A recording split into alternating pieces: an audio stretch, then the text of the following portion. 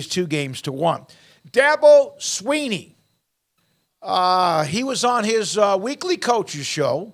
A lot of coaches do this. A lot of coaches no longer take calls. They're set up where they don't have to really take calls. There's questions that are mailed in or emailed in.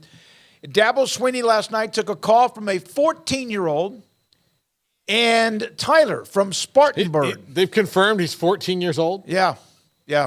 Tyler from Spartanburg makes this worse. Asked him about his $11.5 million salary and a 4-4 season. Dabo went on what was close to 5 minutes. I listened to it last night, and he I thought was ridiculous in how he went off. I understand, though. Just because you make $11.5 million, your team's having a bad year, doesn't mean you're like a piñata. But, so we'll get feedback from you in the chat room on that today. Okay, Smokey, you and I, and look, we've worked together for 15 years now? No, it's not been that long, but it 13 years? Seemed like a long 700 years? 13 years. 13 years. So we've been working together for 13 years. From day one, our fundamental disagreement in producing a radio program has been the value of callers. You and I have never agreed on it. Still don't. We won't ever agree on it. Nope. And ironically, the one who sees the lesser value is the one who hosts a post-game call-in show after football games now, which honestly, I never had that on my, if I had the choice to do this, bingo card, but here we are. I think that and Dabo's been doing this long enough, and the radio host and the station have been doing this long enough. I get that he's on edge, and everything he said was true, but sometimes you don't need to say true things because they don't come off the way that you want them to. You have to go in, and how I've gone in whenever we've done calls is the call is most likely not going to go the way you want it to go. Even if it's a relatively good caller, these people are not media professionals, so they're going to wind through their point a little bit.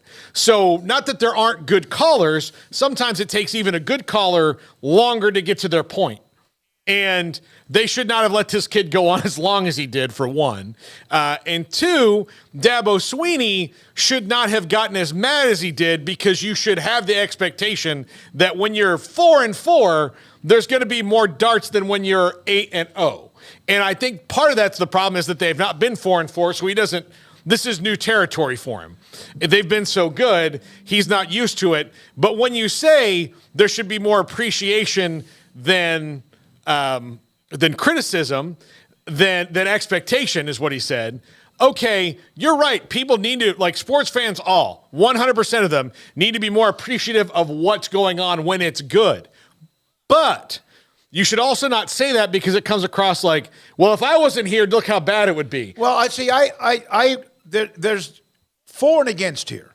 One is, are you going to be who he has been or what Clemson's been, and they never have been this good for this long, this consecutively.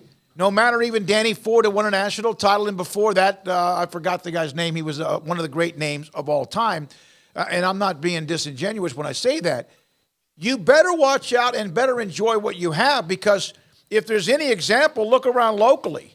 All hell breaks loose after a great run of Big 12 titles, and then 1-11, then you go 10-4, and then 2-7, you go 12-2, and Baylor fans are furious right now. I'm not comparing Baylor's run to anything about Clemson, Georgia, Alabama, or anyone pretty much in that realm, but I get what he's saying, but you know what? He's human. He is. $11.5 million. You give me $11.5 million, and I continue to do a show. That doesn't mean I'm not going to get fired up over a question or a call or a chat or something. And then yet I've learned to do a lot better with that. But there was a lot of narcissism and pride in that, which I don't think plays well. For example, one of the things he mentioned about his salary, which I agree, the dude has earned. Like, they are one of the best programs in the country year in and year out. He has earned being the second highest paid coach in the country because there's not many people who are better at his job than them. But when he said, I was one of the lowest paid or the lowest paid coach when I got this job, Dabo, that's still a great paying job in America, no, it was man. Still good, yeah. That's still, if I went from this job to being the head coach at a school, at a school that's way less than Clemson, and I was still the lowest paid FBS coach, my mom would be sending out cards to people. Yeah. She would be like so excited because that's a huge raise. No, like, he's got rabbit ears, and I don't know. Maybe he's always had rabbit ears, but he has rabbit ears. And I'm trying to get my damn laptop locked in here, and I'm having trouble getting connected to the internet, and it's not here because that's not a problem. So maybe I just need to restart my computer, my laptop.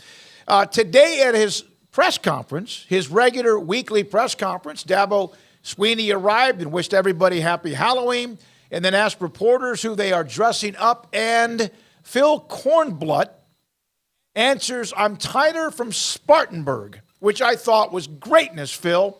Everyone, including Dabo, laughed out loud. So there's a little bit of brevity to that. And then he still continued to double down on he's not going to let people take away his happy. So there's that. They are 4-4, and my God, there is the possibility, no matter who they have left on their schedule, can they actually end up ineligible by their record for a bowl game? Is that possible at Clemson? Now, that would be a huge drop-off, but that's that. They do, but they do have a tough schedule. They've got Notre Dame this week. There you go, 4-5. So, hold on, I'm pulling it up. They have to play South Carolina, which is a rivalry game, but that's a game that they should win. But again, you never know the emotion. They still have they have Georgia Tech, who's all of a sudden playing better. And we'll talk about Haynes King again here in a moment. Yeah. Then let's see, there's only 4. Yeah, they have North Carolina. Okay, they could win. They could lose 3 of the last 4. Yeah, so there's a shot that they could reasonably do that.